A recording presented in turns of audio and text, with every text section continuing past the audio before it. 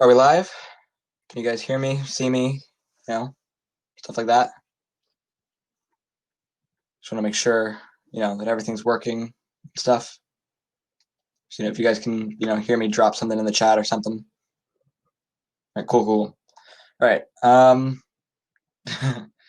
right, so just so I can get like a taste to see how everyone's doing and stuff.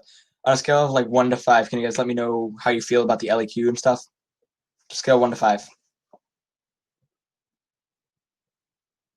2, okay. 3, 1, 3. Okay, so kind of low, 0. All right, yeah, so we're pretty low on them. It's okay. It's fine.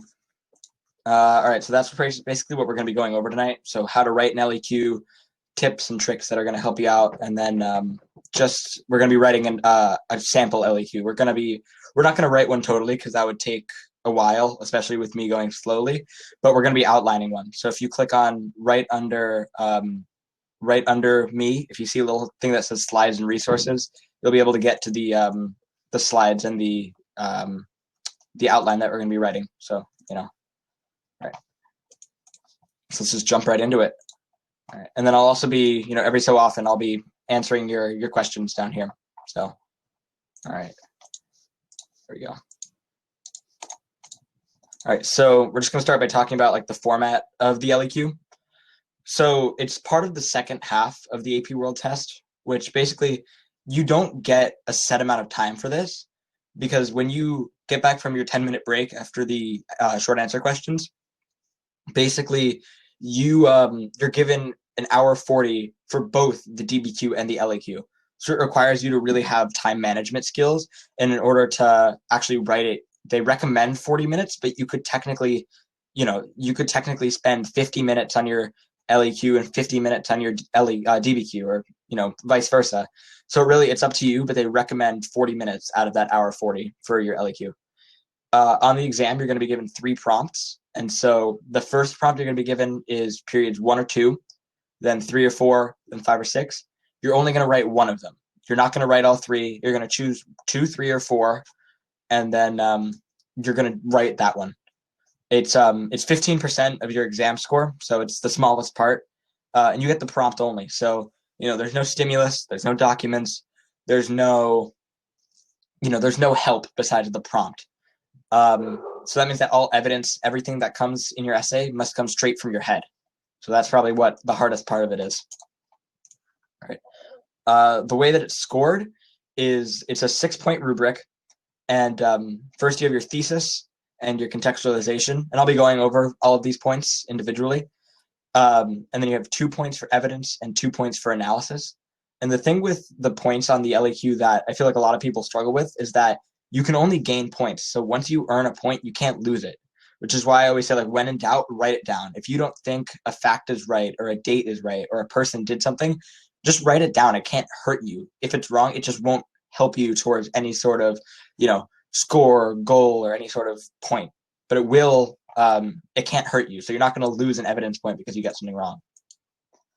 All right, so here's each point kind of gone into more detail. And I'll talk about a little bit about more of the points in detail. But your thesis, that's basically your answer to the question. So it is, you have your questions, compare and contrast this, or analyze continuity and change in this. That's your thesis is basically your answer to that. Blank changed and blank continued, or blank and blank was different, but blank was similar, something like that. It's usually the easiest point to get. It's pretty simple once you really get a hang at figuring out what the question's asking, because as long as you can give a historically defensible claim, you're fine. Your context. The context this was a point that I had trouble with the most on my AP exam. It's basically, so imagine like if you've ever watched a show like Scandal, or like just kind of like a drama TV series, and the new season starts, they'll tell you, last season on Grey's Anatomy or whatever, they will tell you a little bit about what happened in the last season, but they won't tell you everything. They'll just give you the big season changing, the big turning points of the season. So really the context is that, but at a world history perspective. So essentially it's the big picture. What's going on that affects this time that's a big global event, something like, the Industrial Revolution, or or global exploration, or the development of religion, something huge, something that encompasses the world. Something, for example, that wouldn't be contextualization would be like the Renaissance. That would not be contextualization. That would be more of an evidence point. And speaking of, we're moving on to evidence. So you get 2 points for evidence. Basically, the first point is just you give examples of stuff about the question. You mention specific people, things, just stuff that's relevant to the prompt. And your second point is basically where you use that stuff to support your argument, to support, this shows that a continuity occurred in China because, the government stayed a Confucian bureaucracy, or something else. I can't really think of a good example, but it would be something like that. And then the hardest point for most is usually the analysis point. So the first point you get for you use the historical thinking skills, so comparison, continuity, change over time, stuff like that, to make an argument. And that's usually the first point that people get. The second point is where people kind of mess up a lot. It's called the complexity point, the complex thinking point, something like that. And there are 5, I think, different ways to get this point. I don't know if I have them outlined. I do not. So basically, the ways you can get them, let me just figure, I don't have them. Yeah, I do have them. Okay, so we'll go into that. We'll go into that point more in detail later. So let me just first answer some of your questions so I can, make sure I don't miss them. All right. What do you mean? What do the different types of LEQs mean? Example: continuity and change, comparison, periodization, etc. Okay. So there are 3 main types of essay for the LEQ. You'll get continuity, change over time, comparison, or causation. Those are like the big 3. They're kind of self-explanatory. So with comparison, you're going to be asked, similarities and differences between X and Y. Compare the spread of Islam to the spread of Christianity in the period 600 to 1450 could be a sample prompt. Whereas continuity and change over time is a specific location and a specific time frame, and they're asking you what stayed the same and what changed, basically. And that's what your essay is going to be on, the continuities and changes. Most of these, there we go. What are some good things to include in our conclusion? You don't actually need a conclusion technically.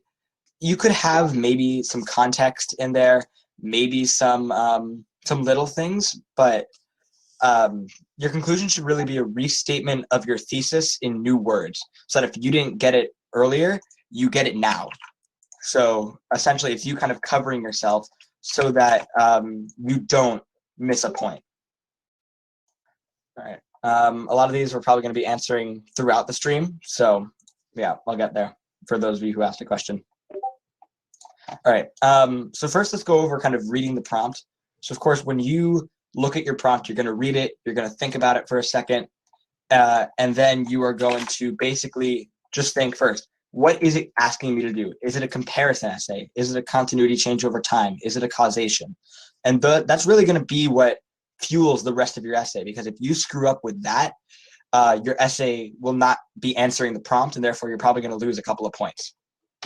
Second of all, you want to answer what it asks and not what you want it to ask. So if you read a question and you're like, oh, I wish this was asking me about China, or oh, I wish this was comparing these 2 things. Too bad, tough luck.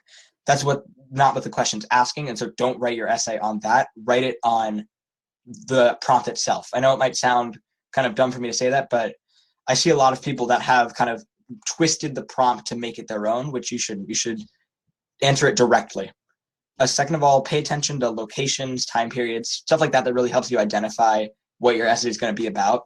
So if you see like Afro-Eurasia, you know what that is. Knowing geography for this course is pretty important. Not like entirely the whole world, but knowing regions, knowing, probably the locations of some countries would be helpful.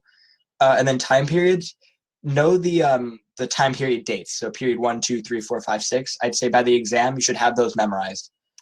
And then you also want to look for keywords. So each of these prompts will pretty much be in the same structure, where they will ask, analyze how blank changed in this time period, or, what's the extent to which this was a turning point in world history, stuff like that. So you want to make close attention to those keywords, because they're going to help you identify the skill. So like cause and affected, obviously, is causation.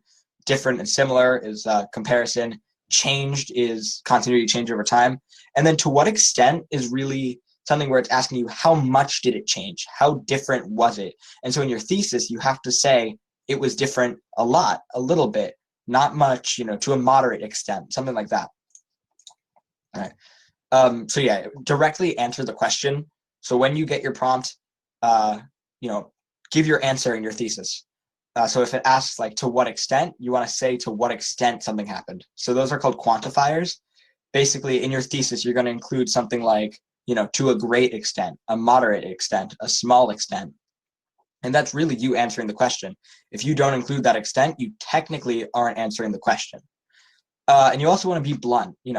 These essays, I feel like they're not English papers. Your grammar doesn't matter, your spelling doesn't matter, your composition doesn't matter. They want the facts, they want just the straight stuff. And so they don't care if things are misspelled or if it's kind of disorganized. Granted, if it's to the point where it takes away from the essay, then it's a problem. But like, for example, if you word a sentence kind of weird, don't freak out about it. It's not that big of a deal. All right, here, I'll answer some of the questions now. All right. What's a good amount of evidence to have in an LEQ? There's no like magic number, I guess, but I would say for each paragraph, you should have at least three or four, because then you'll have a good, strong, 9, 10 pieces of evidence in your essay that really helps strengthen your argument and tells the reader that you know what you're talking about. In terms of your analysis, you're going to want to have a good amount of that, because for each piece of evidence, you should probably be saying, this is why it proves my point, not just, China was Buddhist after the Silk Roads. You want to say, now this shows that China has moved from a Confucian-based bureaucracy to a Buddhist state. I know that's not real, but I'm just saying that that's an example. All right. What's a good structure for an LEQ? Basically, for an LEQ, the main setup that we're going to be using today for the example is going to be basically intro, which is contextualization and thesis, body paragraph, body paragraph, body paragraph, restatement of your thesis. There are short essays, really. They're not long. But yeah, it's kind of the general 5-paragraph structure. All right. What are some ways to get the synthesis point? It's not a point in and of itself, but in order to get the synthesis point, it's basically where you take your prompt and you connect it to another place or another time in world history. So if you're talking about, let's say, the role of women in China in the 12 and 1300s, you could connect that maybe to, women under Islam or women under, patriarchal rule in the 1700s, just something that's a new area or a new time that really shows that you understand connections throughout history. This is one of the ways that you can get the complexity point, but it used to be its own point, but it isn't anymore. How long should our LEQ be? Mine was 3 pages. I'd say between 3 and 5, but really there's no magic number. Again, as long as you get the points, you're golden. All right, I'll get back to most of these later. All right, so we're going to start with just writing the thesis. Again, it's usually the easiest point to earn. You always want to answer the question in the clearest fashion that you can. So you never want to be kind of obfuscated or kind of like odd in your wording. You want to make sure that you answer the question, you get it down, and it's just straight there. There's your answer. And it's usually the last sentence of your intro or your conclusion. It has to be in either of those 2 places. And so we'll take a look at this one. And this is from one of the essay choices I'll be giving you. So it says that both the American and French revolutions in the late 18th century were spurred by Enlightenment ideals and economic troubles. But while the American was a colonial revolution based on liberty, the French Revolution was a home revolution based more on equality. So you can clearly point out what they're going to be talking about. There's similarities in the American and French revolutions, and there are differences about it. So it's clear, it answers the question, it's concise, and it earns the point effectively. All right, so here's a little thing I have. So these are 3 theses. We'll go through them one by one. Just tell me if you think it's a good thesis or a bad thesis in terms of would it get the point. So for the first one, the French Revolution and American Revolution were different in many ways. Drop in the chat bad or if it's good, or if you think it wouldn't get the point. And also maybe include why. Bad, good. Yeah, so Yeah, not specific. Bad. 0 because it's vague. Perfect. Yeah. So the problem with this thesis is really the fact that, sure, it gives an answer per se where it says that they were different in many ways. However, the issue is that in your thesis, you should be saying how they're different. You shouldn't be given evidence and stuff, but you should be saying your specific difference, your specific similarity, stuff like that. And so this thesis is really lacking that answer portion where, you know, you're acknowledging that they're different, but really you're just restating the prompt, since by saying that you're comparing them, you know, it's pretty clear that they are different. So let's move on to the second one. The Columbian Exchange had a profound effect on the Americas, most notably by diversifying American populations through migrations of Europeans and enslaved Americans, but also by introducing new crops and domesticated animals. All right, so drop in the chat if that's good, bad, and then why. That's really the important part, knowing why, what they are doing right, rather than just being they're good. It's more specific. Specificity, yep, good. Yeah, so this is one that I ripped straight from the College Board, and it clearly answers the question. You know, it gives the extent, a profound impact, and then it says specific ways. So diversifying American populations, and by introducing new crops and domesticated animals. It's simple as that. It is, you know, it's simple, it's quick, but it is very specific, and it's really an effective thesis. All right, now let's move on to the second one. The third one. So in the period 1900 to 2019, many things changed socially. However, many things also stayed the same. So do you guys think that gets the point? Doesn't get the point? You know, drop just good, bad. Nope, it's not. That's not point bien. Not specific. Still vague. Perfect. Garbage. Jeez. I wrote these to pretty much be the two bad ones I wrote because I wanted to make them as bad as possible. But yeah, it's vague. Even though they say that things change socially, it's just, you know, many things. You know, many things also stayed the same. Well, what things? You know, we want to know what changed, what continued. That's your answer. That's your thesis. So really, you know, this is what you want to be shooting for. Something like this, where it's specific. It is, you know, imagine that you're not restating the prompt.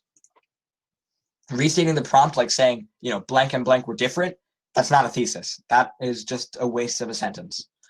So that is really what your thesis should look like. All right.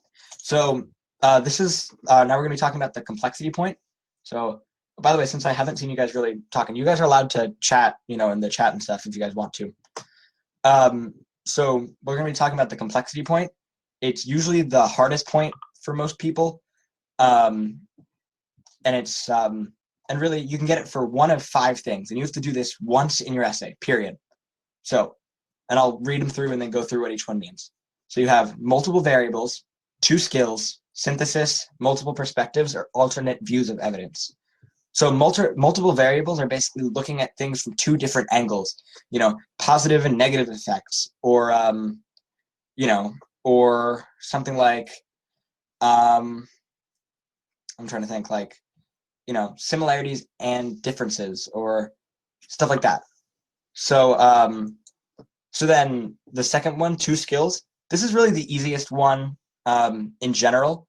So basically it just means in your essay you did both similarities and differences, continuity and change over time, differences and I said that one, causes and effects, just those 2 things rather than just similarities, just continuities, just, you know, stuff like that. Synthesis we talked about already. It's connecting it to 2 different places. And then alternate views of evidence is basically looking at your evidence from 2 different perspectives. So like, you know, if, you know, looking at slavery from 2 different viewpoints, you know, from the point of a slave owner and from the point of a slave, or looking at mercantilism from the point of view of how a merchant might feel about it, or how a, you know, a colonist might feel about it. And that really shows your complex thing, that you really understand the prompt rather than you just giving evidence and just kind of spitting facts at them. All right. So here's the general outline of what an LEQ looks like. So your first paragraph, you'll have your context and your thesis. Then you will have evidence, explanation, you know, that kind of jazz. And then paragraph 5 is going to basically just be you restating your thesis. It's not going to be, You could spend another paragraph, analyzing, having final remarks and stuff like that. But really all you need is just to restate your thesis in new words. All right. So now I'm going to run through these questions, and then we're going to move on to the example. So if you guys aren't already on that document, if you click on slides and resources, here, let me switch my screen just so I can share it with you. If I can, there we go. If I share my screen with you here, there, you guys can see now right down here under slides and resources, you should be able to click on that, and then you'll be able to get to a document where we're going to be outlining our essay. So yeah, let me just move to that. There we go. Yep, I see more people joining. Perfect. So yeah, right now we don't have anything written on there yet because we don't quite know what our essay of choice is going to be, but we'll choose that right now. So let me move over to the PowerPoint. So we have three. I don't know why I keep having so much problem with this.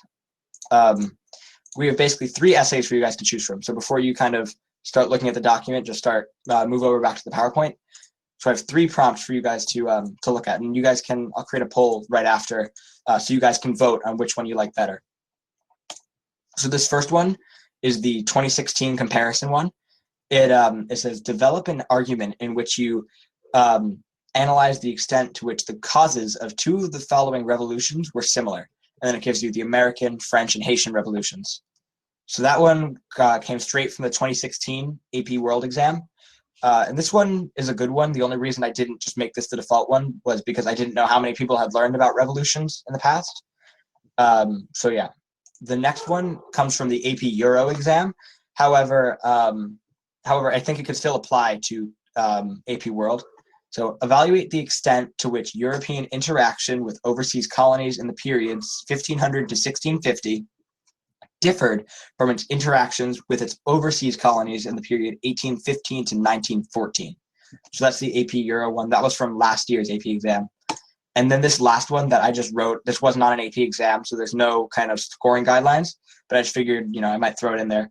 Compare and contrast imperialism in Africa and Asia in the period 1800 to 1914. So here, I'll drop a poll, basically.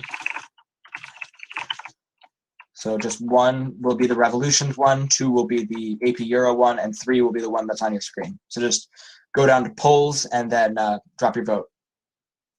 One, okay, overwhelmingly one, wow. Okay, yeah, wow, a lot of people voting for one. Ooh, two's coming, okay. This is kind of exciting to watch. Okay, yeah, it looks like the overwhelming majority of people want to write the revolutions one, so that's, wait. Here, I'll go back to the AP Euro one. That's the second prompt. Whoa. Okay, so we're kind of between 1 and 3, which is okay. If we really want to, we can stick around and we can write both. It's not a big deal. But for now, we're going to go with the first one since that's really what people want to, that's what the majority of people want to go with. And then afterwards, if you guys want me to stick around, I can do 3 for you guys. All right, so let me move over to the outline, and I can drop the prompt in there. So here we go.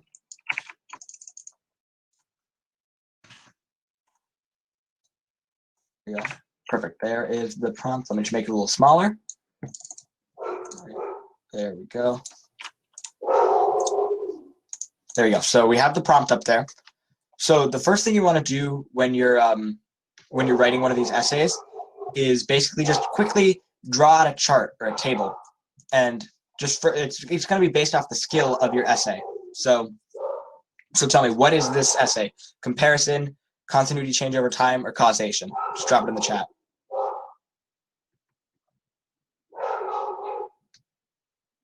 Yeah, my dog's barking in the background. Causation, comparison. Yeah, it's a little both. You're comparing causes, so it's like a little bit. It's not. I wouldn't call it continuity change over time, Alexander, just because for the reason that it has nothing to do really with change. It's more comparing causes. So yeah, it's causation and comparison, but at its core, it's comparison because that's what you're going to be looking at, differences and similarities. So we're going to put in here differences, similarities. So now, because they give us a choice, we have to choose two revolutions to look at. So now, time for another poll.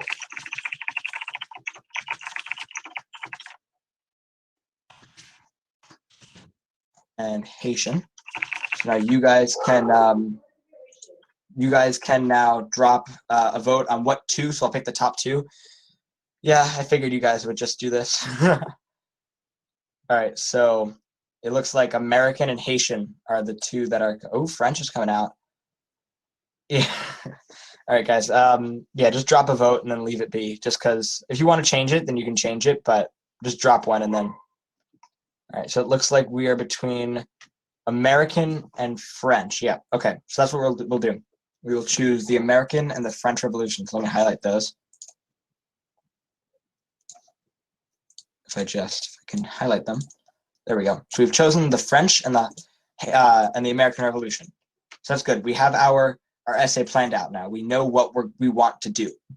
So now we can start thinking about what the actual meat of our essay is going to be on. So are we going to be talking about we're going to be talking about differences and similarities in the causes of these revolutions.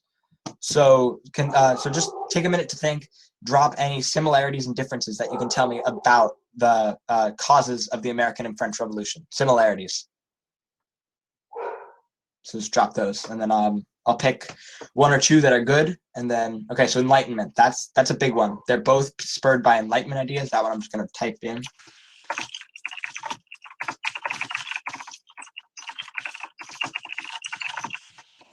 There we go. Both countries disapproved of the monarchs in power. Okay, so it's a revolution against a monarch. One was successfully, one questionably so. That is a difference. However, they're not a difference in the cause. Yeah. Peter, didn't you get a 5 on this last year?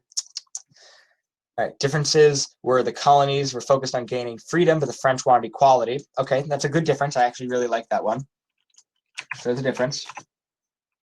I don't know why that happened, but I copy pasted. There we go. That's not my font. Wow, this is going great. There it is. All right, and so then we have technically enough to write an essay, but I'll get another one just to see. Both based on unfair taxation, spurred from the debt of war, tax and tariffs. Yeah, so the economic causes were pretty similar. So you can say also, both caused by economic disparity, I guess. So there we have two differences and two similarities. We traditionally you'd want 3 and 3 or 2 and 1. I mean, so like you want just 2 differences, 1 similarity, or 2 similarities, 1 difference. But we're good. This is a good start. So now let me just make these a little bit bigger so I can, read it. Not that big. There we go. So now what we're going to do is we are basically going to we're going to talk about now how we should organize and structure our essay in a way that it would be able to score all the points on the rubric. So first we have our context. So what could be a possible big, big picture, really big thing that happens during this time period that could, it's in differences, isn't it? It is. Excellent. All right, then this is going great. This is going great. I'm a professional. So now let's start thinking about what our context could be. So what's a big picture event that's going on during this time period that really connects to these revolutions? Something that's going on globally. The Enlightenment. Okay. Yeah, that could be one that's pretty global. You could also talk about, the Enlightenment probably would be the easiest one. You could also technically talk about the Industrial Revolution probably. You could talk about imperialism to an extent. 7-Year War, that is, yeah, I guess. That's in 1750 to 1900. Age of Exploration would be a little early. I say the 7-Year War is a good one and the Enlightenment. So I'm just gonna drop those two here. And then so basically what about the 7-Year War and the Enlightenment connect to the prompt? Why, what's gonna lead us into our thesis of this, essay? Is it gonna how are we going to bridge new ideas and debt? That's pretty much the big one. So ideas, revolution, 7-Year War, debt. So yeah, I mean, you might not want to say this explicitly, but you might want to implicitly state that these two things led to significant revolution in the time period 1750 to 1900.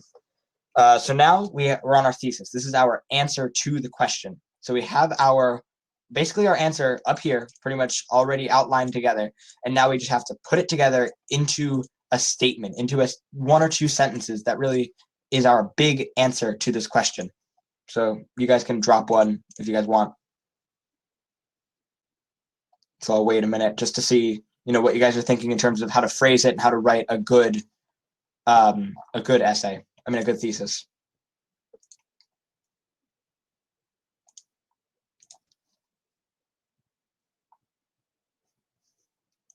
All right. So yeah, for this one, really, I'll give you guys a little bit of a format. So maybe you could say the American Revolution, the causes of the American Revolution and French Revolution differed in that blank and blank. However, they were similar in that blank. So maybe try using that format to write a real thesis that might be written on an AP exam. Both spurred by Enlightenment ideas and Enlightenment ideals. French focused on equality, while Americans focused on liberty. Yeah, that's kind of the main focus of our essay, but that's not written like a thesis. So here are our points if you guys wanted to see it again. Okay. So yeah, try to write it into a thesis statement, something that would be you write on an essay. So I'll give you guys a minute or so to. It's okay. This is it's better to mess up here than to mess up on the exam. And trust me, if you mess up on the exam, like if you walk out of that exam room and realize, oh crap, I accidentally wrote this and I don't mean it, or it was wrong. Don't freak out, because not only is the LEQ only 15% of your grade, so it's really not the biggest part. Getting one thing wrong isn't going to be the difference between a 5 and a 1. It won't bring you down that drastically. And even you guys are gonna laugh at me for this, but on my LEQ that I wrote last year for my AP exam, I wrote mine in mind that the Columbian Exchange led to an increase in Native American population, smashed between my new labor systems paragraph and my 90% of the population died paragraph, and I still got a 5. So really, it's funny now, but I walked out of that exam room and I was freaking out for months, thinking that would be the difference between my 4 and my 5. All right. The causes of the American and French revolutions differed in the goals. However, they were similar in that both revolutions were spurred by Enlightenment ideals and caused by economic disparity. That's pretty much perfect. I'm going to make a few little changes to it that just could make it more clear. So yeah, I pasted it in. Basically, you really this little like parenthesis here, you might want to just say goals of freedom for Americans, whereas equality for French, and then you could say, however, they were similar in that both revolutions were spurred by Enlightenment ideals and caused by economic disparity. And that's kind of a perfect thesis. That I would give the point. So good work, Mike. That was a good one. That's a really good thesis. So that's something that really one that would go on an AP exam that really would be a strong one. All right. So now we're going to be moving into the body paragraphs. So the first one, what do you want it to be? Your similarity or one of our differences? I'm not doing another poll for this because God knows that didn't work. So just drop in the chat. Do you want it to be a similarity or a difference? Similarity. Sim. Okay. So yeah, similarity. All right, so this will be our similarity. So which is that they differ. So which similarity? Enlightenment ideas or economic disparity? Enlightenment. Okay, perfect. So similarity, Enlightenment. All right, so now comes our evidence. This is really the meat of the essay. So what specific things about the Enlightenment can you connect to these revolutions? What Enlightenment thinkers, were there any significant philosophies significant people, significant, philosophers that you can think of that would make good, John Locke. Yeah, John Locke's definitely one. So here's one, John Locke. And what was his, what was his thing? Montesquieu. So yeah, what was his like big thing that he came up with? Like, what was his kind of, his kind of tagline? His 3 fundamental rights. What were they? Social contract. Oh yeah, that was not John Locke. John Locke wasn't this. It's not the. Oh, he was. So yeah, social contract. And then what else? There was one other thing: life, liberty, and property. Perfect. All right. So here's your explanation. So what about Lockean philosophy really really can you connect to the evidence? How can you prove your argument with this? This is really where you're going to talk about how it connects to the revolution. So the Enlightenment, John Locke, he's relevant to the prompt. That would be something towards the first point. This is the second evidence point here. People thought they should be equal to. Yep. So you could say, this Enlightenment philosophy helped, led to people desire of, rebelling against unfair rulers as per the social contract. And then specifically, French Revolution, Louis XIV, right? Or no, it was 16th. And then obviously USA, you have George III. So that's really, people started to believe that they had basic human rights that monarchs weren't giving them. So here.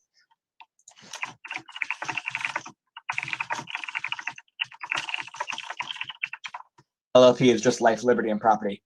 The Declaration of Independence and the Declaration of the Rights of Man. Yeah, that's definitely a really good piece of evidence. So that's our second piece of evidence. That could be, Declaration of the Rights and of Man and the Citizen, so the Dormac, and Declaration of Independence. You could say they were both spurred by Enlightenment. So what explanation could you give for that, to how it shows that they both were affected by Enlightenment ideas? There you go. Example would be the printing press, spreading ideas by John Locke and Voltaire. Also underrepresentation. Yep. Fueled discontent with imperial rule as they wanted popular sovereignty. Yeah, exactly. So you could then also connect it to, this whole thing is probably going to be one big, pat on the back for John Locke, pretty much, because he kind of is the founder of like revolutions in a way. You could consider him to be, because he came up with these theories of, if a ruler's being mean to you, screw it, you have the right to take him over, type of thing. So now one more good piece of evidence that proves how they were similar by Enlightenment ideas. So maybe another philosophy or another specific thing that happened during the Enlightenment. Okay, Karl Marx could be he was an Enlightenment thinker, I guess, technically. So how do you think, first of all, it's a little late for the Enlightenment, but how do you think he connects to the French and American revolutions? Chungus. So what about him really? Oh, okay. Of course you are. So yeah, underrepresentation. Okay, so how does that connect to the Enlightenment?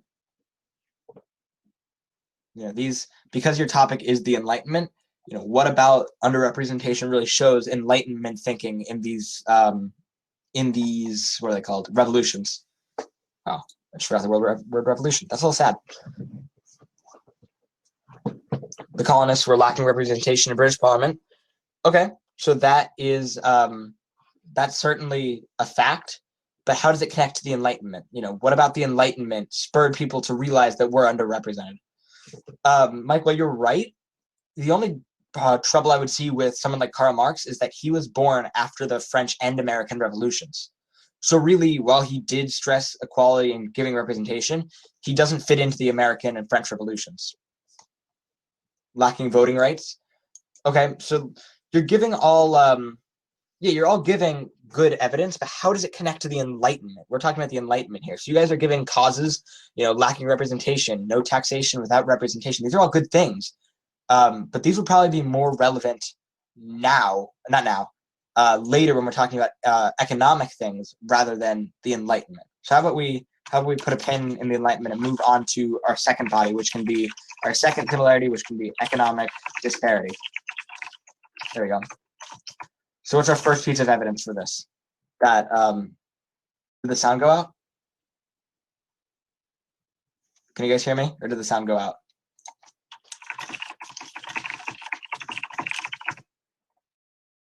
You guys can hear? Okay. Cool. Sorry, got worried there for a minute. All right. So loud and clear. Perfect. So our second similarity is economic disparity in France and in Britain. So I mean in the Americas.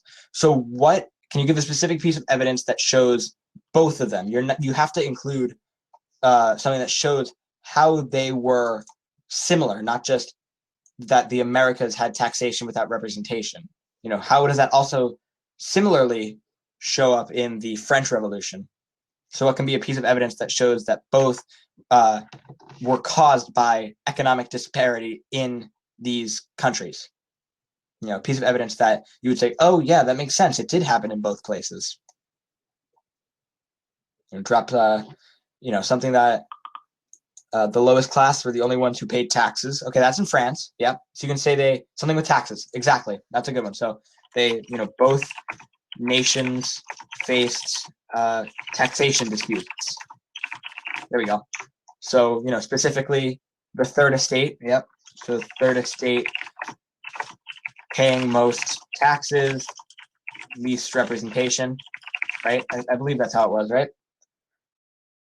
Debt from wars. So that could be our second piece of evidence. There we go. Or that could be, yep. So our second piece of evidence could be debt from wars. There we go. Through the third estate. And then, but let's keep going with the, so we have, so you guys understand really the 7 Years' War and how it started taxing. But then give me more explanation as to how the evidence, how it actually, explain your evidence to me. Prove to me that this proves your argument. And I'm just writing like little tiny blurbs. In your essay, these would be full sentences. So these would be full couple sentences for each piece of evidence, couple more sentences for the explanation.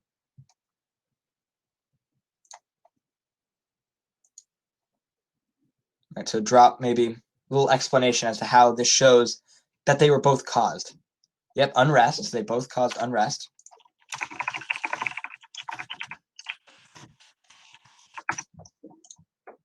Okay. You could also say perhaps that both tax systems caused disputes, and I just had the word in my head.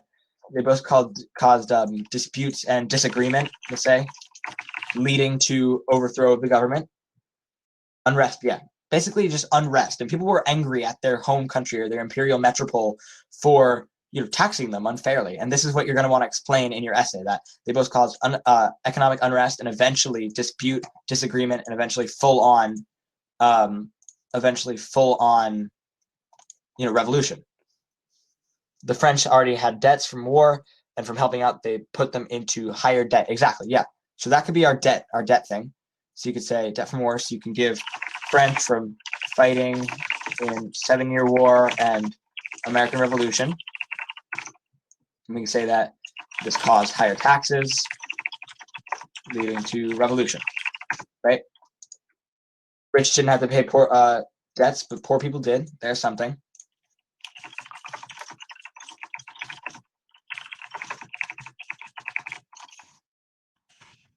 All right. So yeah, there's our French. So we have a little bit for the French. And now let's start talking about the Americans. So where did they acquire their, not necessarily the Americans themselves, but the British and the Americans, obviously, because, right. So where did Britain accrue its debt that eventually caused them to start taxing the Americans a lot? Was it from war? Was it from borrowing? Was it from a lot of infrastructure? Was it the Industrial Revolution? What caused this to happen? Why did they get debt? So I'll just give you a minute to, sit on that and drop an answer.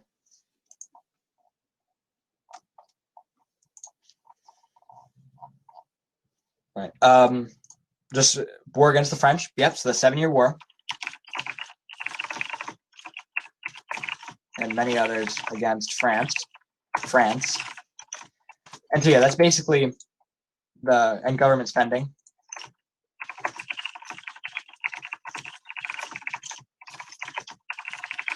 So yeah, that's really where most of the debt came from for them.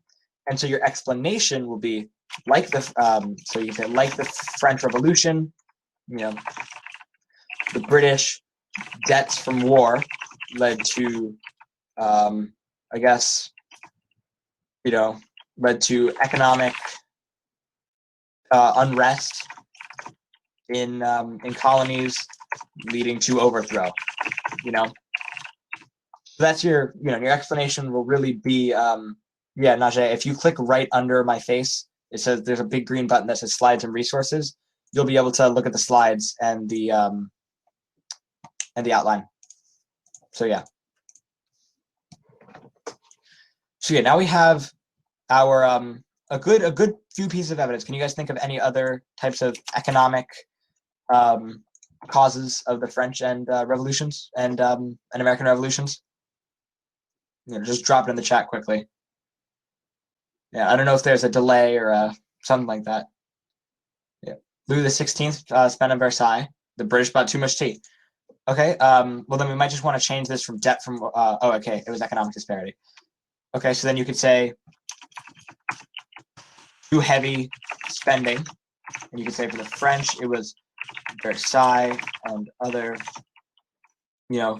royal spending, and then in Britain you can say tea purchases.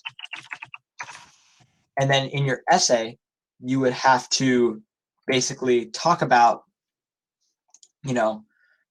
how does this connect to the revolutions? How does this show that these two revolutions had a similar cause? That's your really Britain enforcing their imperialistic ways. Yeah, imperialistic ways is an understatement at this point. So yeah, that's really, your explanation could be something along the lines of, both of these led to people questioning why they were poor, whereas the upper class had this tea and they had, nice dresses and Versailles palaces. I remember learning somewhere from my teacher. She said that that Marie Antoinette had she would dress up like a peasant and go into peasant places sometimes and kind of mock them and stuff. So yeah, really kind of disgruntled the whole population into really, is it okay to say differences in your similarity paragraph? I mean, you won't lose points, but you won't really, it won't help you. So yeah, if you say any differences in your similarity paragraph, it's okay, but really they should be relegated to your difference paragraph. That's really the general, you have a difference paragraph for a reason. So, all right. So now let's move on to body 3, which is our difference. So let's see. That was that colonies were focused on gaining freedom, but the French wanted equality. There we go. So what is our evidence for that? What made you guys say, okay, the colonies were focused on gaining freedom, but the French wanted equality? What's a piece of evidence that if I said, nope, that's not right, what would you say to say, that's not right? Okay, the textbook, what in the textbook? What did the textbook say that made you go, oh, the colonies were focused on gaining this, but the French wanted this? The French were not under control of the British in the first place. Slavery stayed in the Americas.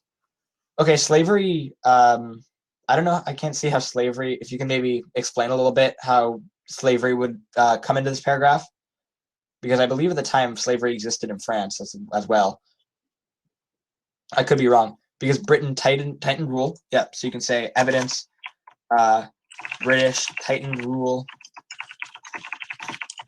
on colonies. And your little explanation could be harsher taxes.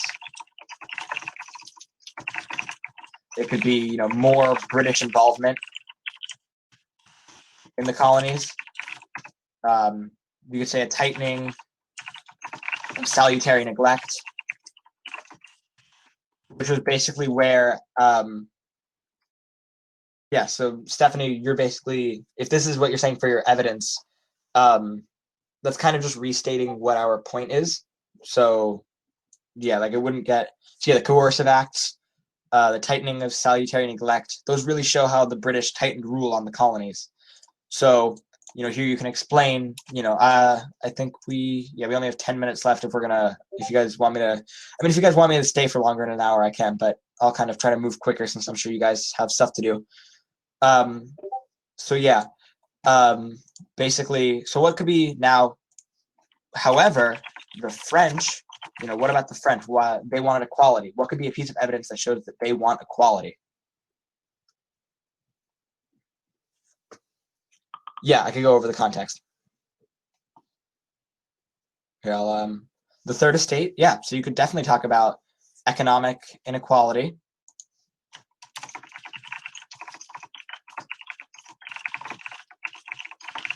The estate general, first and second make up majority. Definitely. Poor people couldn't vote, I think. I will Google that real quick.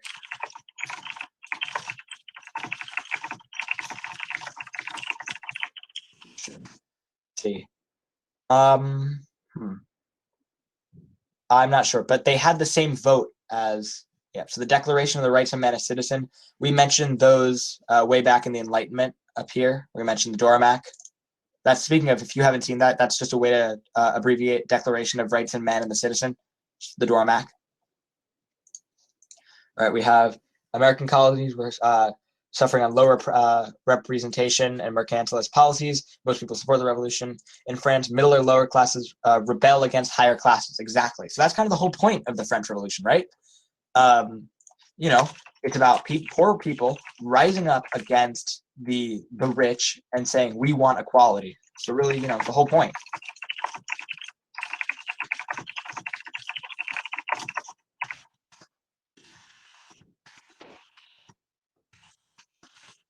Representation. Yeah, so that's really, we've kind of, tennis court oath, yep. So that you could, like all these things that you're mentioning, you can throw in, toss in, the tennis court oath, the Mary Wollstonecraft. These are all like names and really good pieces of evidence that just, they show that you know what you're talking about. They're good name drops or, kind of events. And so our conclusion, I don't know why I put this here. Really, we should just restate our thesis. So maybe just, I'll go up here and I'll paste the thesis that we have right now. Try restating this into new words so that if this didn't get the point for some reason, it might, this new one might. So just try, maybe changing a few words, shifting around the structure, things like that are really, they're simple, they're little, but they can really make an impact depending on how good or bad the first thesis was. Let me just grab something real quick. There we go, since I'm going to go over something right after this. So just take a minute, and then right when we're done with this, I will run through the questions. So yeah. So really, this right here is pretty much your whole essay. So we can go through. Let's see, if we got the 7 points or 6 points. So we've got our 1 point here for the context, 1 point here for the thesis. Got our evidence points. We've got our explanation of the evidence to prove an argument. We have similarities and differences. There's our complexity. This is if someone were to write this into an essay, odds are it might get a high. It'd be a high scoring essay, if not a 6. All right, so we got another question. All right, yeah. So right when we we can forget about rewording the thesis. Yeah, the LEQ is out of 6 points long. So yeah, it's out of 6 points. So I went over this earlier. There are 6 points on the LEQ, 4 different categories. All right, so it looks like, so basically this is the whole essay. You guys can make a copy of this, and if you guys are having your period 5 test soon or a period 5 activity on the revolutions, this is definitely something to have on hand to kind of flex on people with. The DBQ is out of 7 points. The DBQ is out of 7 because it has a lot more document analysis points and stuff like that. The LEQ, though, is only out of 6. All right, so let's start. Here, I'm going to change back to my face cam so I can go over these questions. And then, unless anyone else has any other questions or comments or concerns, we can end it off. And unless you guys want me to stay and just kind of chat about my experiences in AP World and stuff like that. So, yeah. Really, if you guys have any questions about AP World in general, you guys can drop them right now, not just LEQ based. So, if you guys have a question about the DBQ or studying or how the test works, you guys can drop a question. How do you rewatch this video? You can, so there's Fiveable Plus, which basically is you pay and you can see the rewatches, get back to the resources and stuff like that. And then you can, or you can just stick around right after and the replay will load. All right, so yeah, these questions that you guys are asking, if you guys see ask a question right in the bottom, that's where you guys should, yeah, you have to pay. It's not my decision. If it was me, I would make these all free, but it's not me. Are LEQs and anything else? Yeah, they are on all AP history tests. Same rubric, so if you guys are currently like, if you're going to be taking a push next year, for example, you're going to be writing the exact same LEQ. Maybe not the same prompt, but the same format of LEQ. And while I'm at that, just so you guys know, so it's not a surprise on test day, this is what you're going to get when you take the exam. So it's a little pink booklet, right? You sign your initials right down there, just so and then you put you're going to get a sticker, basically, with your AP number and a barcode on it. That just helps them get your score. And then this is so that they can sort your essay into the prompts. So really, that's what it looks like. And then you get this whole book to write your LEQ and your DBQ. So it's more than enough space. You can see, like I didn't even finish through the booklet. It's a lot of work. All right. So yeah, okay, we got 20 questions now. We'll start running through. Wow, we got a lot. Okay. So yeah, if you guys have a question coming in, drop it in the ask a question so that I can kind of just stay in here and see them. All right. So what sort of things are in a good thesis? Specifics. So, in your thesis, you shouldn't just say blank and blank were different, blank and blank were similar. You should be saying, blank and blank were similar in that they both had Enlightenment ideals. However, they were different in that, the Haitian Revolution was about slavery, whereas the American Revolution was about liberty. Something like that, really specific things rather than just a vague restatement of the question. And really, I recommend looking at examples, because learning from example, at least for me, really helps me know what is good, what's bad, what type of stuff like that. All right. Is it possible to lose points for misinformation, such as if I were to insert incorrect marks, would I be marked down or demerited? No, not at all. If something's wrong, you won't earn points for it, obviously. But if, let's say, you have a full essay full perfect, and then right at the end you accidentally say that the Declaration of the Rights of Man and the Citizen was part of the American Revolution, they won't give you any points, but you will not lose anything for it. It's just that you won't gain anything because it's wrong. However, you'll still earn all the other points that you accrued. So one wrong little thing, you won't get demerited. If your whole essay is wrong, obviously it won't be good, but All right. How long should our contextualization be? I actually have the size that my context is. So you can see this is basically the size of my context, give or take, for my DBQ of last year, which is the same format as an LEQ, so it's relatively the same. So it's around, probably a paragraph, 5 to 7 sentences. So really, it's up to you, and length is never a requirement, but I'd say, yeah, 5 to 7 sentences, a good paragraph should be spent on context. What are common mistakes people do when explaining the how and why of the example? Restating the evidence completely. If you say, the French wrote the Declaration of the Rights of Man and the Citizen, and the Americans wrote the Declaration of Independence. This shows that they both wrote the Declaration of Independence and the Declaration of Rights of Man and the Citizen. That's not an explanation. So really, it all depends on your explanation in terms of what the evidence is. It's kind of, person to person, evidence to evidence. But in general, your explanation should, think of it like, and honestly, maybe even start your sentence with this. Start it with the words, this shows. What is it proving to your audience? Is it showing that both of them had economic disparity in their country? Is it showing that both of them experienced, abuse from Europeans, something? You know what I mean? All right. My teacher tells me that I get too much into the prompt in my contextualization. How can I make that not happen? You want your contextualization to be huge. So it's not going to be, you should not be mentioning very specific, very tiny things in your contextualization. For example, if you find yourself naming very specific events in your context, you're doing it wrong. It should be a paragraph of big picture ideas, big picture things that are almost based off the key concepts themselves. So like things like industrialization or the age of exploration, the Columbian exchange even could be maybe one, depending on the prompt.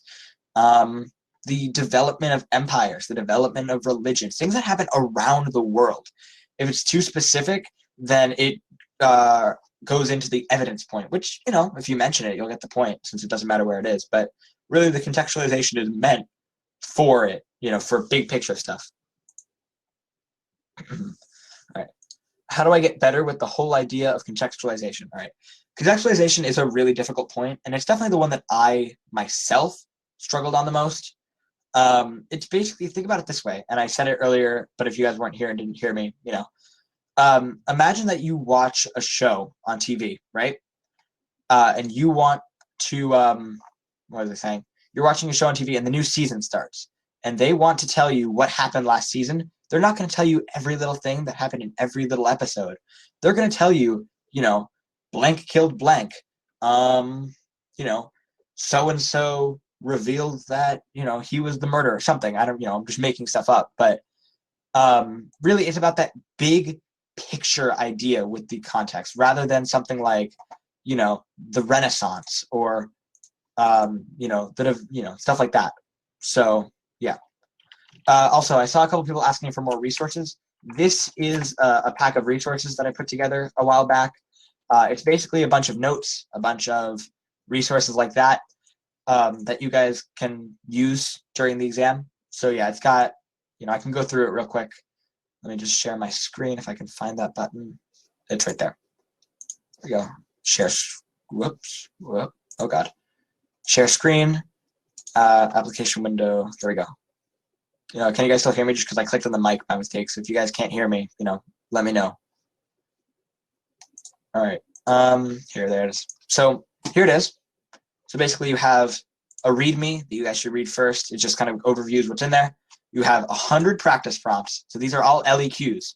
So from time period 2 to time period 6, you have 100 different prompts. So for example, you know, after watching this, you might want to go and you might want to look, all right, analyze the continuities and changes in labor systems. That's a, you know, a CCOT essay. It's also got cheat sheets, you know, grids of stuff, lists of links, stuff like that. So yeah, I put it together. I think it's a really good one. And then if you go into period notes, you can see these are mine that I wrote last year during the live streams. So, you know, they're probably, I don't know if they're helpful, but you guys can look through them. They're just, you know, they're handwritten notes that I scanned. So yeah.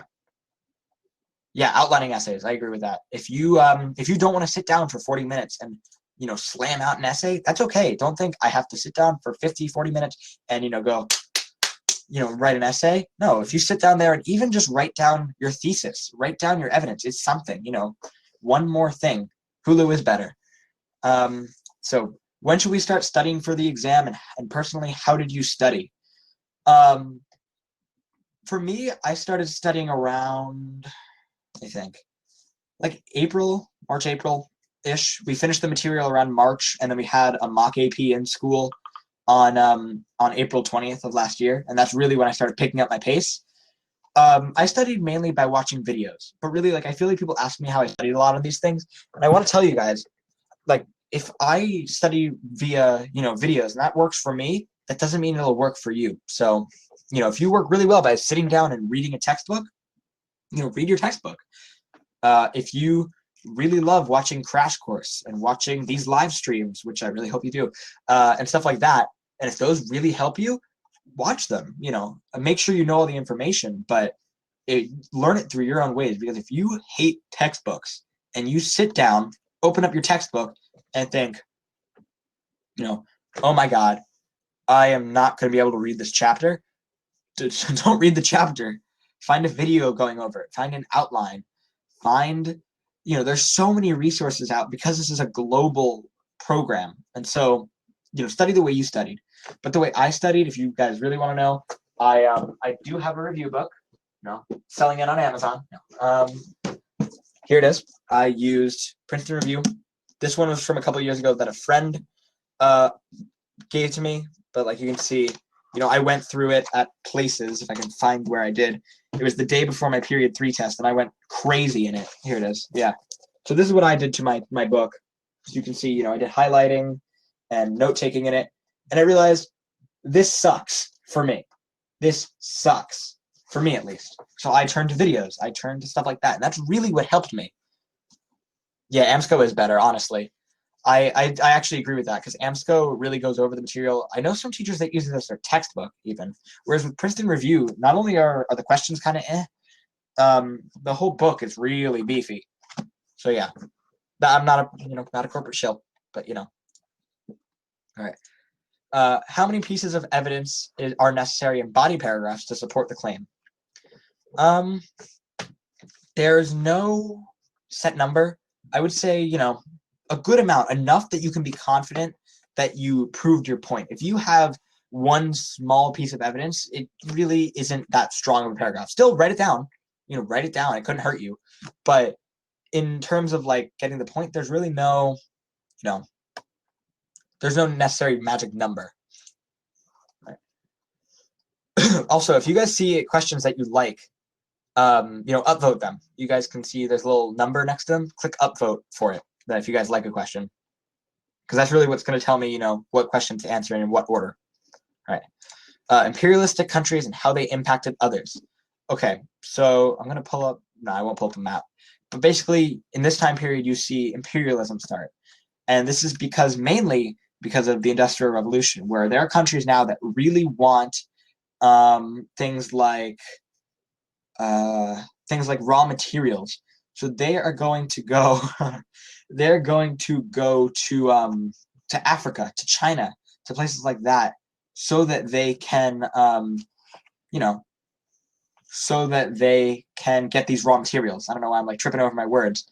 They can get raw materials. They can get things to imperialize, and they imperialize these countries. And eventually, it goes from simply, taking over. Going there and trading for materials, and then full on taking over. You have things like the Maxim gun, which is the very first, wow, we're having like a whole revelation here where a bunch of people are in the same class. That's awesome, actually. So basically, yeah, that's how imperialism worked. It really affected the places by making them British subjects and Dutch subjects and Belgian subjects and French subjects and German subjects. And they were really, subjugated by these countries. So you have things like, social Darwinism. You have the white man's burden, and really these racist ideologies that tell Europeans, I'm better than you, therefore I can take over your country, therefore I can use you for cheap free labor. And that's really the impact. It really, you see, for example, in the Belgian Congo, you see them taking off hands of the Africans if they're not making their quotas. So really, it's really a pretty drastic impact. All right. I already answered that question. Here we go. My teacher tells me that I veer off topic sometimes on the LEQ that I prepare for. What is the best way I can avoid this? Look through your evidence, plan real quick and really make sure that all the evidence is relevant to the prompt. Also, making sure that you, as long as you explain your evidence, if you can you can't connect your evidence back to the prompt effectively, you're not going to be, it's not very, you're not going to be able to really have effective evidence that's not related to the prompt. Or wait, so do you guys want me to answer those 2 prompts? Because it would take, these things only go up to 2 hours, and then I'd have to start a new one. So if I spend too long on one essay, especially just asking you guys, okay, just background info, okay, because I was going to say, I don't think I have time to write both essays. All right, so let's start with the first one, if everyone wants to. There we go, AP World LEQ. Beautiful. So maybe we can just run down what the answer evidence such as that would be. All right. So evaluate the extent to which European interaction with overseas colonies in the period 1500 to 1650 differed from its interactions with the overseas colonies in the period 1815 to 1914. So this was an AP Euro essay, and basically this is asking you, look at Europeans' interaction with colonies in the 16th and 17th century. Now look at it in the 19th century virtually. What's similar and what's different? So like, for example, a similarity that I can think of is that in both situations, there was abuse of natives or, the current inhabitants when they moved in.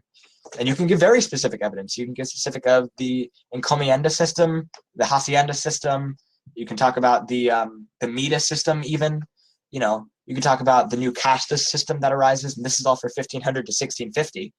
And these really, you can explain this by saying that similarly, you have things in 1850 in Africa, specifically, where you have them really abusing the natives physically and labor-wise. So you have things like I was mentioning earlier, the white man's burden, not sure the white man's burden, but the things like how the Belgium cut off the hands of people who didn't make the cut, or they would push these people to work 18, 19, 20-hour days, and they would get no sleep. They were working in horrible conditions. They were really not doing well, and so that could be a similarity. However, a difference could be that in 1500 to 1650 you could have something like their interaction was more religion based, whereas with 1815 and 1914 it's more race based. It's more, you have things like God, Gold, and Glory. You have missionary efforts. And while you do see those in 1815 and 1914, they're not as large. And they really base their justification based off of their race, their skin color. Are they white? Are they black? Rather than in 1650, they said, are you a Christian? Are you not a Christian? And then eventually the race-based came into it later. So, you have things like the white man's burden. The white man's burden is the big one, stuff like that. Social Darwinism, stuff like that, where they say, they look at Africa, they say, you are not as industrialized as me. Therefore, the only logical explanation is you are not as evolved as me. You are less of a human. I can take you over. And the white man's burden essentially says, you're not industrialized. Therefore, it is my job as the white man to come over to your country and help you out. It's my duty. It's my burden. It's a duty on my back. And so that would really be a way to look at this prompt. Really, what's similar and what's different about the ways they interacted with their colonies. And there are a lot of things you can talk about. This is a really good prompt. I really, honestly, I would say if you want to really, tonight or tomorrow, sit down if you really want LEQ practice and write this prompt, and I'll drop my my Reddit or something, and you guys can DM me, and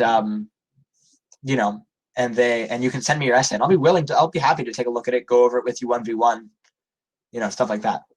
All right, so now let's move on to the next prompt, which is compare and contrast imperialism. Will I be here tomorrow? I won't be live tomorrow, but I mean, if you want to reach out, I'll drop my Instagram because I am a shameless plug. There you go. So that's my Instagram. So you can follow me, DM me, link in bio. Exactly. Really. Go to my Amazon affiliate links. All right. So, exactly. Really. Okay. So let's take a look at this third prompt. So this one's simple. It's cut and dry. Compare and contrast imperialism, Africa, and Asia during period 5. So let's think. Africa and Asia. Where were they really imperializing primarily? You have Africa, literally the whole continent. Asia, you see in India, you see in China mainly. That's kind of, in Vietnam, you have the French. China would probably be a big one that you can talk about. India as well. And so one thing you could say as a difference is that in Africa, it was full on takeover. This land is mine. This is my land. This is my country now. Whereas in Asia, it was a lot more economic imperialism during this time period. In 1867 or 57, I believe it was 15.7. Yes, it was 1857. You see the Scramble of Africa would make a solid piece of evidence for this. You see economic imperialism and things like, no, there won't be a Kahoot for this, just because it's like the LEQ is not really something you can test on its own, so it's not content, you know? So yeah, that's really something you could talk about. You could also talk about maybe the fact that they use their race as justification here in both. What context do I suggest? You could talk about the Industrial Revolution. Wait, for which essay? Siri, for this essay or for this one? The first, with this one here? This first one? All right, context should probably be, you know, around 7 sentences, a paragraph, a good paragraph. The similarities. This one? Wait, I'm confused as to what you're saying. Can we talk about old imperialism going to new imperialism? Okay, yeah, I can talk about context for that one. That's basically what this prompt was, Arnab, the new imperialism and old imperialism. That's really what it's comparing. So that's what we just talked about. All right, so the context for this one would probably be something like the Industrial Revolution. Yeah, so that's what I'm going over. So the Industrial Revolution you could talk about. You could talk about imperialism in general as a global process. You could talk about the growing power of Europe. Could I explain old imperialism? Yeah, let me drop that as a question and I'll get to it. So yeah, that's how you would go over this question. Now I'm going to start going over the questions that you guys are asking. So we got around 20. So I'll go through them as quickly as I can. Oh wow. Okay, I'm gonna delete that one since we just answered it. Okay. Your context analyzation of similarities and differences in the effects of imperialism, given the choice of 2 or 3 regions. You can talk about imperialism as a global as a global effect and a global thing. You could talk about the Industrial Revolution. You could talk about the Enlightenment, maybe. You know, you could try and tie it in. Global things, so big ideas, you know. All right. So let's start getting through these questions. How long do you have to outline and how long do you have to actually write the LEQ on the exam? Okay, so how it works, essentially, is you sit down after your 10-minute break, right? You get a 10-minute break. You sit down and you have 100 minutes to write the LEQ and the DBQ. They recommend that you spend 40 minutes on the LEQ. However, you can technically spend the whole 100 minutes on the LEQ and not write your DBQ. I wouldn't recommend it, but you can, you know. All right. How does the DBQ work? My teacher never explained. All right, the DBQ, it's formatted the exact same way as an LEQ in terms of context, thesis, evidence, evidence, evidence, evidence. Except here, the evidence isn't from your head. It is from documents that they are going to give you that you have to, that you have to analyze. You know, you have to actually say, this document shows X, this document shows Y. You know, this document is talking about slave ownership in, you know, the Americas or something like that. Okay, so yeah. What tips do you have for DBQ? I say just do lots of practice, and I don't mean even writing the full essay. I would say spend a lot of time just spending 15 minutes sitting down, reading through the 7 documents, and planning out an essay. That's really just as helpful as writing the essay. Okay, I'll drop that as a question. All right. How do I do well in the LEQ if you don't know the answer to the prompt? That's a really good question. I really like that question. What you want to do really is just think, you know, take a deep breath. You have 2 other prompts to look at. So, you know, odds are you'll know one. Just, you know, take a deep breath, breathe out and think, and just spit out on your paper. What is everything you know about this topic? You know, even if you don't know much, just write. You know, if you think of it, write it down. You know, if you think of a person, write them down. If you can think of a connection, write it down. You cannot lose points. And so whatever you do, just write something. You know, you should never be handing in an empty essay on this exam. Please explain time management during LEQs. Okay, so really I say the second you finish your DBQ, start your LEQ. Spend 15 minutes reading your documents. That's the first thing you should do. I say go DBQ, then LEQ. That's, I mean, you could do the other way around, but I say do DBQ, then LEQ, because the DBQ is worth more. And so basically what you want to do is You want to spend your time reading the documents and writing your DBQ over an hour, and then you want to spend 40 minutes writing your LEQ. Well, I'm going over the time management, so I'm talking about both because you get both of them at the same time. Okay. How much evidence is needed for a paragraph? There's no specific number. Like, have as much as you can think of. If you can only think of 2 pieces of evidence, write down those 2. If you can think of 6, write down 6. Which essay is worth more? The DBQ. I'll type them in. DBQ equals 25%. LEQ equals 15%. So yeah, the DBQ is worth a lot more. What should I write in context for paragraph 1? It should really be your big stuff, the global perspective that really controls the world at this time. Yeah, it's 25% of your total score. Short answer question, I believe, is 20, and multiple choice is 40. Yeah. Do you have to explain every piece of evidence you include? I'd say go for it. You don't have to, but, I'd say do it. What's the most important part of writing any AP World essay? I would say getting the points. This is a game. This exam is a game. So really what you want is just, point. Don't write something down if it isn't directly getting you a point or helping you earn a point. If it doesn't do one of those 2 things, it's not worth your time to write down. All right. What book do I use? I used this for my review, and then we used a paper copy of History of the World by Strayer, I think. And then we also did World Civilizations, The Global Experience by Stearns. Volume 5, AP edition. Okay, wow, a lot of questions. All right, so yeah. Wow, we do have a lot of questions. Okay. How did imperialistic countries impact others? I went over that, yep. I went over colonization.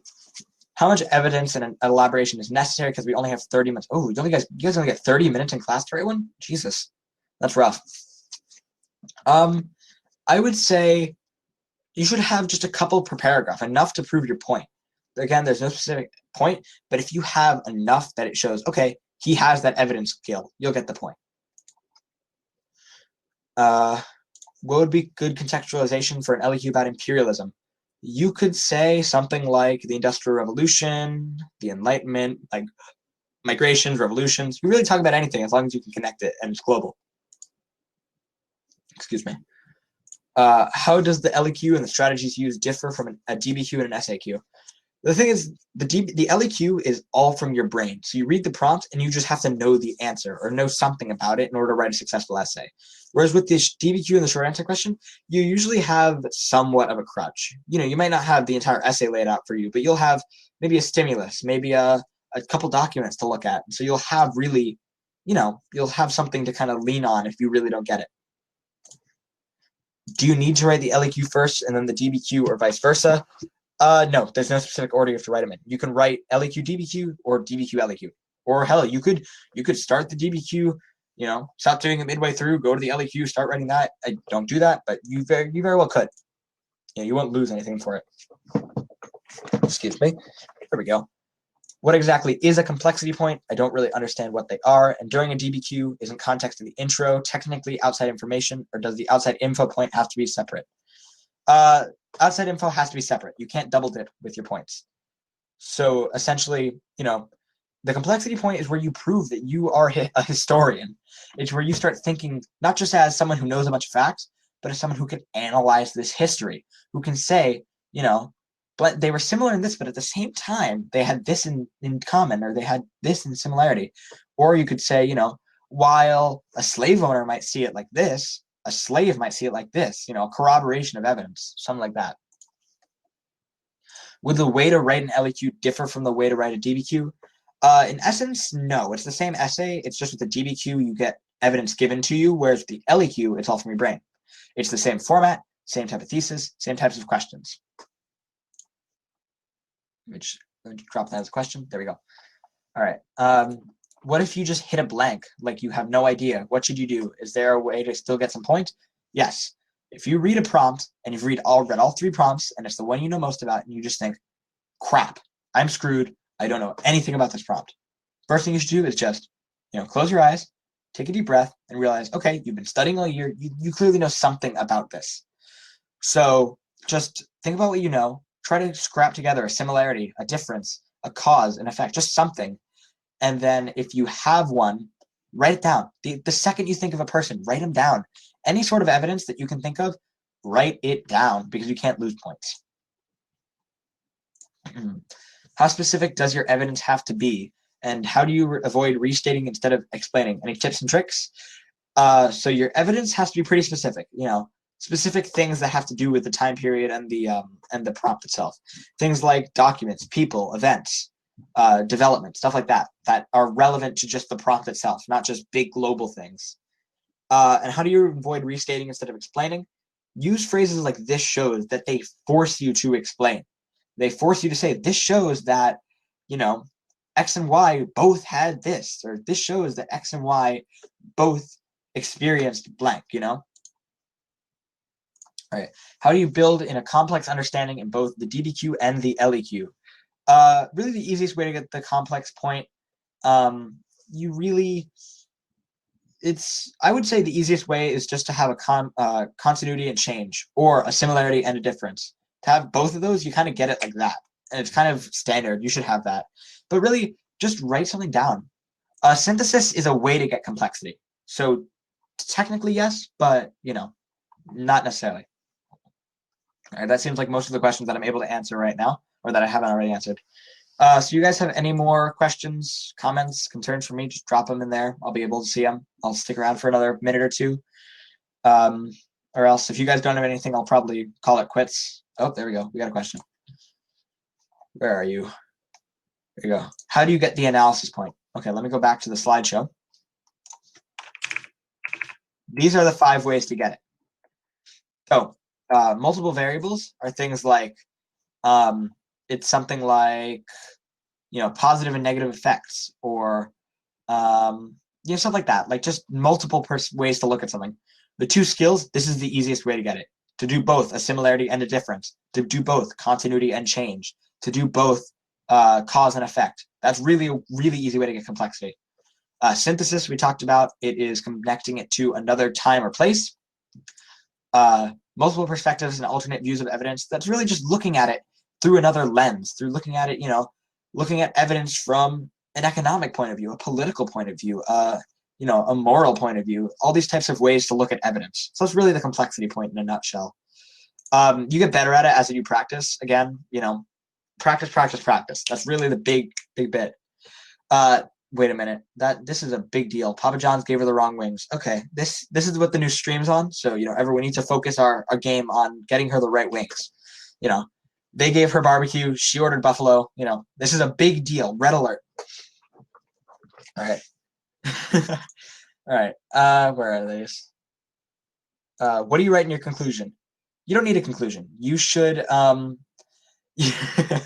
you should really you should just restate your thesis. It's not worth your time. If you've written all the essays and you want to kind of write some last remarks, if you want to write some evidence, some last evidence, go for it. I'm not saying it'll hurt you, but it's definitely not necessary.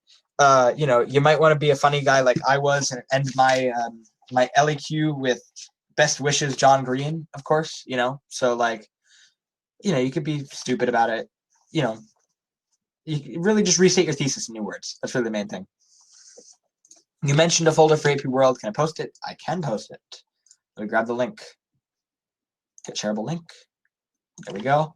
Here is that review pack again. So yeah, head over there. I'm in 10th grade right now. Oh my God. Jillian, you have never made me prouder of myself. Yeah, I took this as a freshman.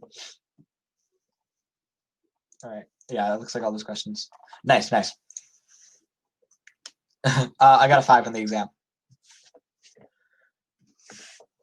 So yeah, my teacher's a god. That's really all I can say. My teacher was a god.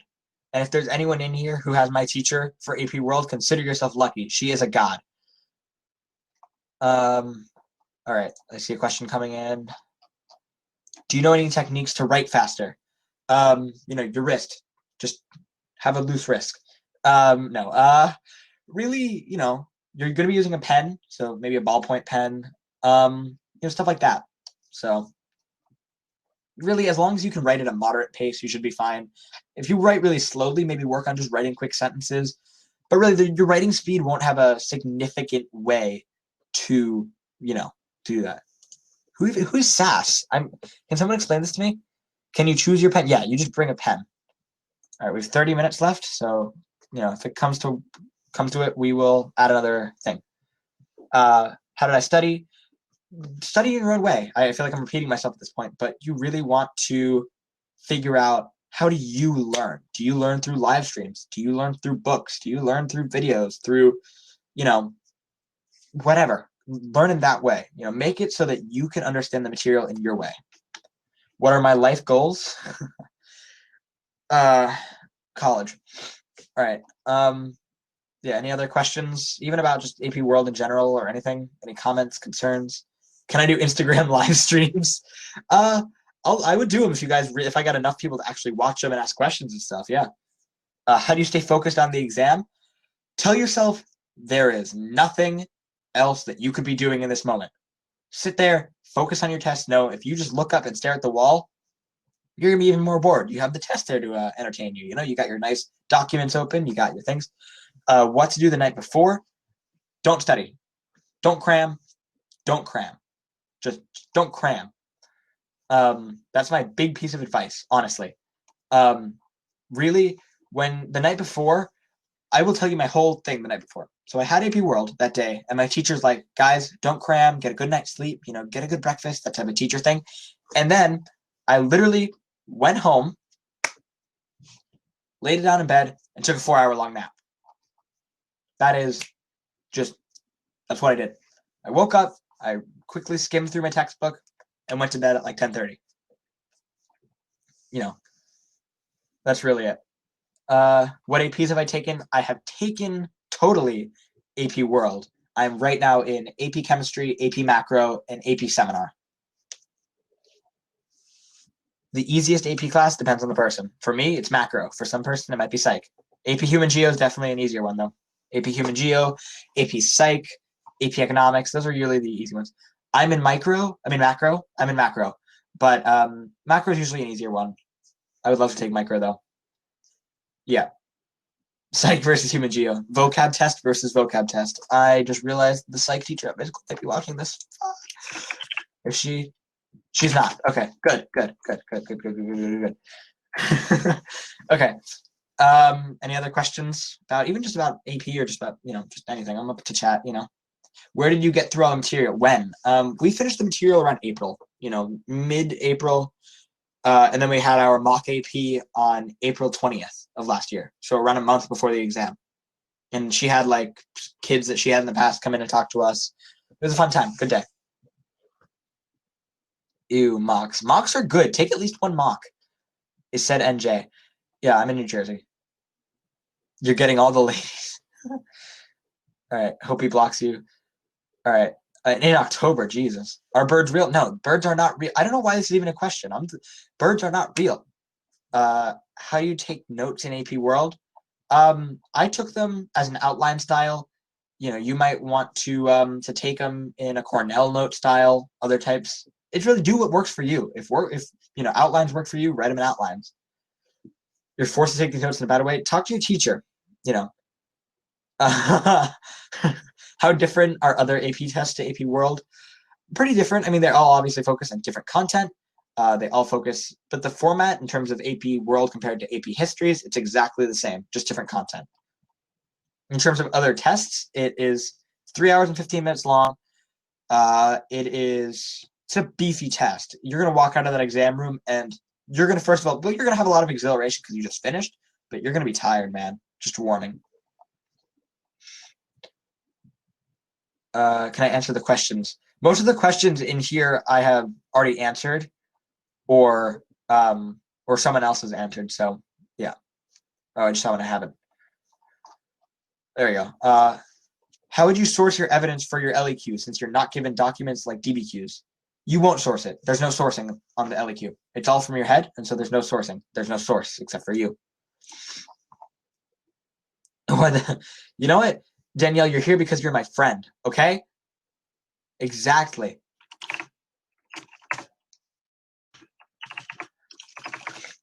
All right. When studying, how do you get and how do you determine which stuff is important? I mean, now it's easy because I know what's important, but really see how it connects to the key concepts. Okay, I'll drop my. That's my Instagram. How specific do you get? I get, I break down terms and stuff. For specific chapters, obviously, things get very specific. But to determine which stuff you need to know for the AP exam, I say, honestly, read the curriculum. Like, it wouldn't be awful to, like, really write an essay. Okay. If your essay is not well organized, would it get lesser points? If it really takes away from the understanding of the essay, yes. But if it doesn't, then no. I mean, the organization isn't graded, so unless it really hurts you and it really makes it unreadable, it's not really fine. It's fine. What are some tips for the multiple choice section? Basically, you're going to want to, there are 3 stages to doing a multiple choice question. 1, reading the stimulus. 2, reading the question. 3, reading the choices. And then finally, you pick an answer. So the first stage is you reading the stimulus. You are just going to read it blindly, go through it, underline maybe some important phrases, think about what it's about quickly. Then you are going to read the question and think, even just right before you read a question, just anticipate some some answers. Because if you know the answer before the question's out and you see that as your answer choice, there you go. So Danielle, don't even try to undermine me right now. I can ban you from this right now. Should you double check your work? For the AP World, for the essays, I'd say read over your essays probably. The AP World exam results come out. It depends on your state. I can look it up real quick. There we go. AP exam dates and fees. If I look, doesn't say it. It's based off your state. So essentially, like last year, they came out in July. All right. Thank you, Jillian. Yeah, Jillian's my social media liaison now. There you go. If you have a question, yeah. Will you do good? You're going to do great. With my tutelage, you're all getting 7s. All right. If I fail with this, will I pass? Yes. With my help, just 7, 7, 7. You will break the College Board. They're going to be like a group of students all using this one company. They all got 6s. It's not me. I wish it was me every week. If it was me, I would love to do a live stream every week. No, Mr. Lassiter is a real AP World teacher who is much better than me. He's the one hosting these most of the time. I pretty much host the skill streams. Has anyone ever gotten 100% of the exam? There has never been a perfect score on AP World. And, I feel like we have the first one in this room. We've got 75 of them right now. Perfect scores. How did I get hired at Fiveable? It's a long story. Essentially, I got involved with, so I've been with Fiveable since it was before it was called Fiveable. So really it was at first called High Level History, and then it moved to all AP subjects. And so I kind of moved with the founder of Fiveable and became an intern with them. Of course, there hasn't been a perfect test score. How long did I study per day? A couple hours. It was my only AP test, so. Am I going to do a review for period 5 like I did period 4? If the person who runs Fiveable is in here right now, she's not watching though. Yeah, I totally want to do a period 5 review. How do I have time to do all of this? See these bags under my eyes? I don't sleep. When did it become Fiveable? I want to say around a year ago, a little under a year ago. Dude, are you like in college? I'm a sophomore right now. Okay, we got 20 minutes left. Are you Batman? Well, Fiveable hire me. We just hired some interns, so maybe not. I'm a freshman in high school, and this is stressful. It is really stressful, honestly. I am not going to lie to you and sugarcoat it and say AP World is easy. It's so easy. You should get this. No. You should be stressed. It's okay. I am still stressed. Around how soon before the test did you really start studying? About a month. I really started getting into it around a month before, going through my textbook again, going through my notes, writing practice essays. I don't really remember. I never had a real. I'm really someone who wings stuff really well, and so I never wrote out a study plan. I don't recommend doing what I did. Write out a study plan. But yeah, I spent a month just kind of grinding the whole course again. I kind of retaught myself the course, but in more detail. Like by May, I literally could have told you everything about history, and now maybe not.